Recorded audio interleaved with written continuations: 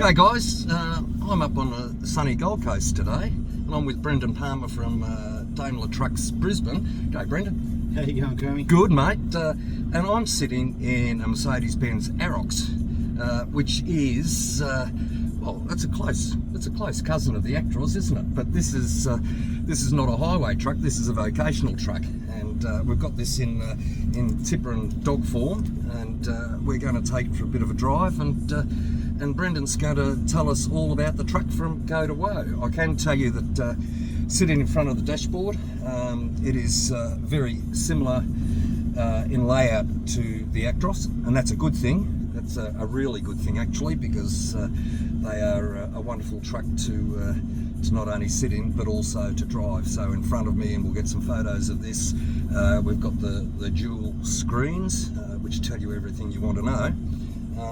So we're about to head off on the road, and we will have a drink of water, and we'll ask Brendan a bit about the truck and what Daimler have done to it to make it a vocational truck rather than a highway rig, and how we put it. Well, I do know how to put it into gear actually, because it's a little stalk on the right hand side of the column, and we're away. So this is. This has got the DD13 motor in it. Yes, it's a 13 litre, 530 horsepower. Right, what sort of torque, mate? I should do my homework on that. That's all right, we'll cut it in later. I should know, because I've driven a few with the DD13 in it. And we're not running empty, we should tell the people. We've got probably gross close to 50 tonne. Close to 50 tonne, yeah, that's right. Just notice the doors locking automatically. Yeah. All right, let's talk for the customers or potential customers and anyone who's interested in a truck about the safety features of the Arox. Yeah, so straight away, sitting in here, you can see both speakers on the A pillars there. Yep. So this has the cameras on the windscreen here. They are for the lane departure. You will notice on your screen in front of the steering wheel, it'll sense the lines on the road. So when you're driving on the road, and it'll know what's a broken line and what's a full line as well, and it'll show you on the screen when you're driving. Okay. When you cross that without having an indicator on a solid line, it will sound on the side that you're crossing. It'll give you a fairly loud audible noise. It can be turned off through the screen, but it will turn back on every cycle of the key. Yep. Also, part of the cameras on the windscreen as well, and the radar at the front, you still have on the Arox adaptive cruise control. So you can set the cruise and set the distance, and it will hold that distance as well. And we also have active brake assist on this truck as well. So yeah, even though it's a tipper and it's an Arox, we still have the safety features. You've also got a driver's airbag there on your steering wheel too. In terms of sound, if you can hear it through the speakers on the camera, I'm cruising along at the moment, 72, 75. I must see what the speed limit is coming up here, and it'll give you an idea of how quiet this truck is within the cab, and it is pretty quiet. In terms of driving dynamics, I've got to say, and I've driven a number of Actroses. This is the first Arox I've been in, but it feels the same to drive as an Actros, and by that I mean that you hop behind the wheel, and it is basically Old Home Street. Within a couple of minutes you'll be comfortable with the truck. You're comfortable about where it's placed between the white line and the side of the road. It's as easy to drive as my old Territory, so that says a lot for the type of truck it is.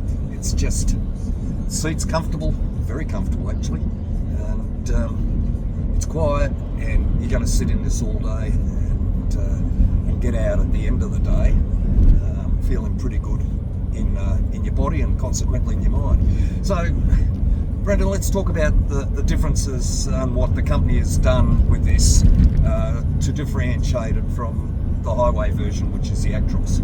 Yeah, look, I think the biggest thing for Daimler and Mercedes-Benz was to build a tipper and dog truck from factory out of Germany. With the Actros previous, we were building it with a lot of similar front end features. We were having to do a lot of changes in Australia here with air and electrics to the rear and the after frame and little bits and pieces like with the tipper controls and stuff like that. So I guess what we wanted to do is make something where most of it was all done out of factory. Yep. So we now have basically the rear after frame or overhang squared off, air and electrics there ready for the bodybuilder. You have the tipper controls all underneath your screen there. So that's everything from PDO through to tarps, up, down, dolly lock. Everything is all factory. They're all on this.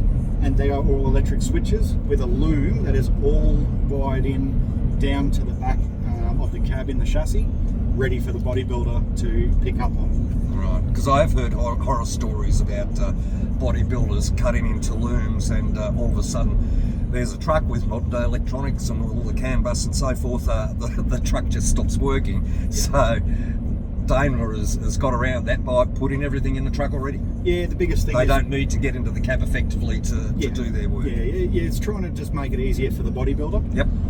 There is also a quick reference guide for the bodybuilders in the truck as well, with a QR code. So if they don't get the information from the dealer or from Daimler, they can look it up online as well. We give them a lot of the accessories with the auxiliary air fitting right through to some terminals, so they're using the exact same stuff that we would use in our workshop. Right.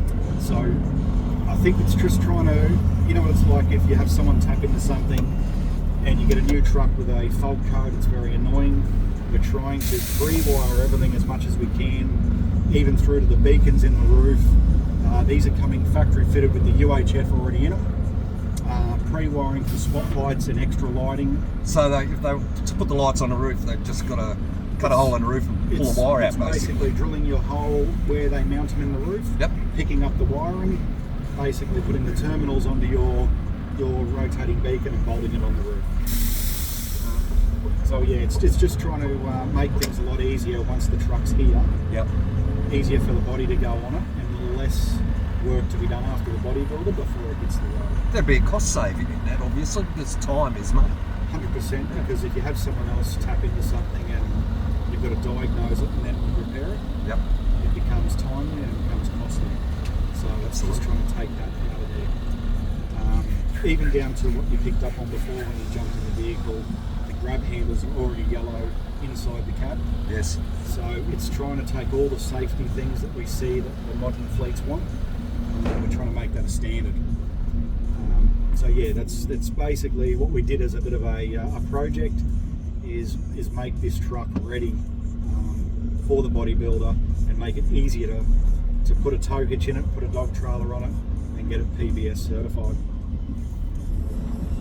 And we're talking disc brakes all around.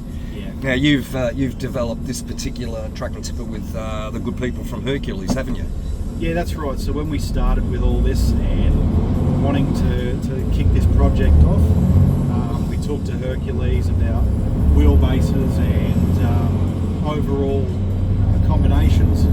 So we worked with them with getting the wheelbase where we've got this at the moment. Yep.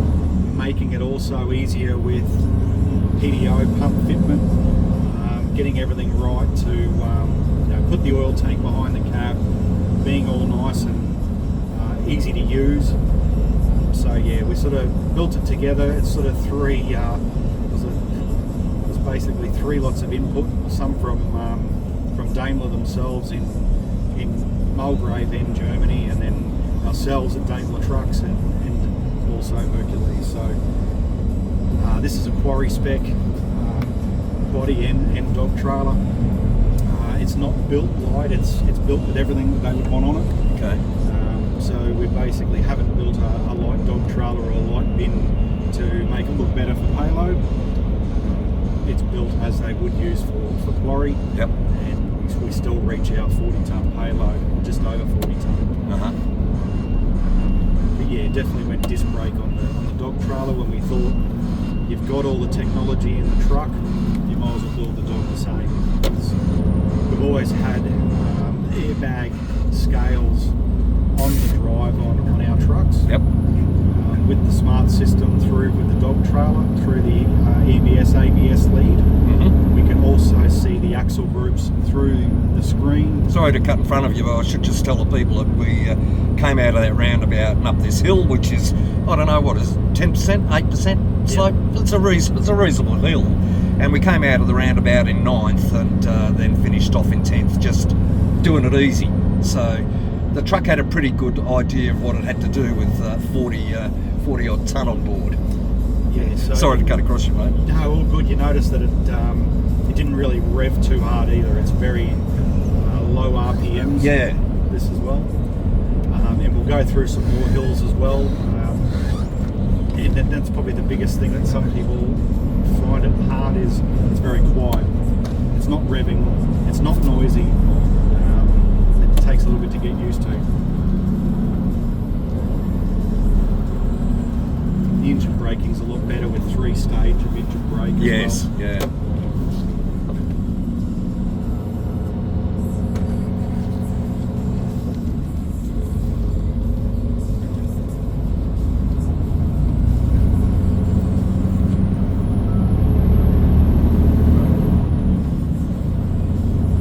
So it came out of that corner on 8, popped up to 9th. It's pulling nicely up the hill, just going up to 10th. Now, the thing is, if you wanted to, people, you can manually override this. Your gear shift is on the right hand of the column, as I might have said at the start, and if you want to go manual, you can just flick it into manual and move the gear, the stick up or down to change gears into whatever you want, can't you? Yeah, that's right. And also, when we're sort of on site there, we can also lock it into a gear. Yep. Instead of going up and down through the gears on site, through the mud and the slippery stuff. You can basically lock it into gear and hold that gear through. Yep.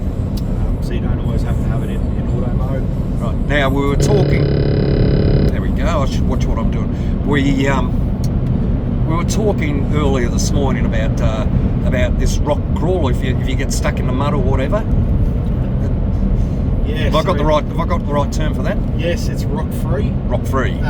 We've never really used it much until actually on site there at Rocky Point. This is one of my journo compatriots, wasn't it? Yes. No names, no pectoral. No, we did get stuck and have to use rock free. And we did get out of that bog there, and it'll basically give you some RPM on the clutch, basic pedal that you don't have, but does it itself. Yep. And what it did is it rocks itself out, then gives it some RPM, and then let the clutch go and rock you up out of that bog and get you out of it.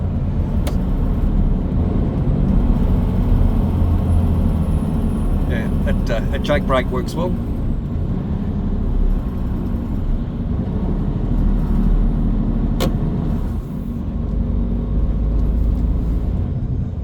So there are differences between a highway truck and a vocational truck. We might have touched on some of them before, but we've been distracted by driving.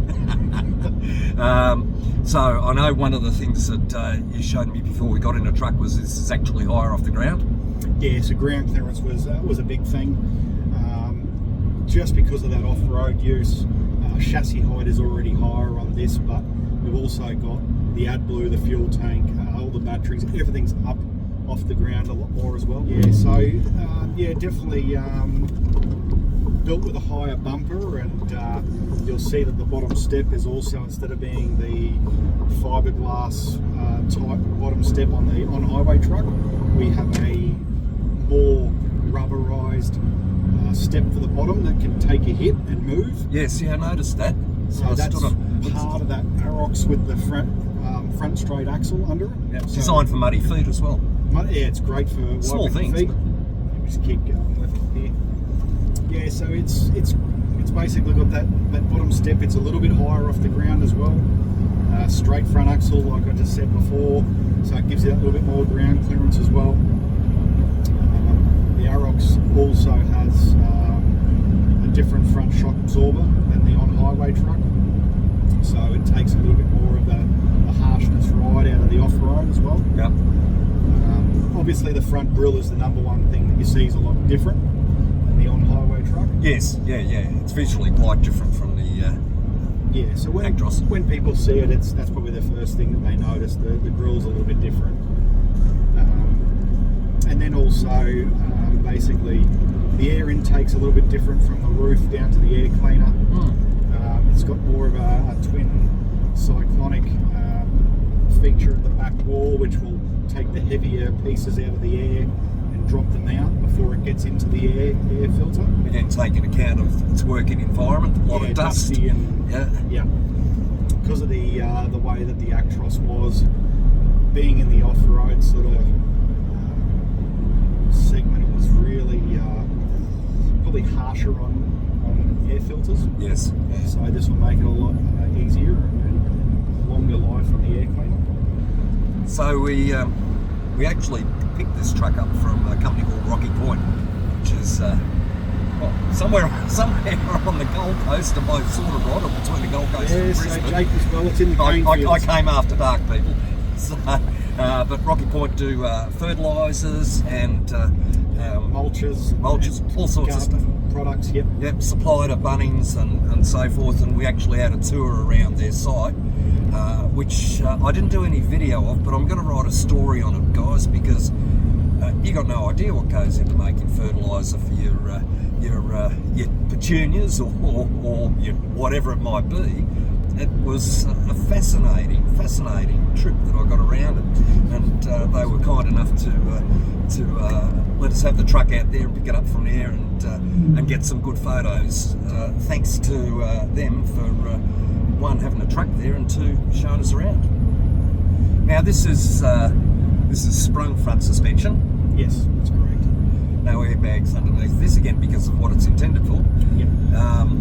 But I've got to say, in terms of point and steer, it's she's pretty close to the Actros with all its fancy underbody underpinnings. Again, it's the steering is accurate. It's light in hand. It's just a comfortable truck to drive. Yeah, the cab's on spring as well, spring and shocks. Yeah. So it's not an air ride cab, and it rides very well. It does. It doesn't throw you around too much. No, not at all. So it is a very good ride. Nice little touches, and this will come up in a photo which I'll put up now. The interior, there's nothing Spartan about it. It's got all the attributes really of the Actros. So we're talking twin tone dashboard, which is a nice mix. We're talking the twin screens, electronic screens they've got in front of me. Plenty of places to put your drinks. It's got all the comforts of home. Phone charger in front of me. Yep, phone charger on top of the dash. Fridge underneath the bed. Oh yeah, I forgot we had a bed behind us, but we got a bed. I won't go into the conversation we had just before we got into the truck about turning it into a double bed, that is. But yeah, so you've got all the creature comforts that you could possibly want in a truck that's quiet, rides really well, handles really well, and is going to do the job that you want. If you're looking for a truck and dog setup, you've got to put this on your shopping list to have a look at, guys. It is a really good truck. So, mate, we might get on with the drive and leave the people alone. They'll be sick of my face anyway, and we'll go and finish this drive and take a bit of a few photos and find somewhere to stop for one of those things that I shouldn't be smoking. Oh, I mean tobacco. We'll see you in the next one, people.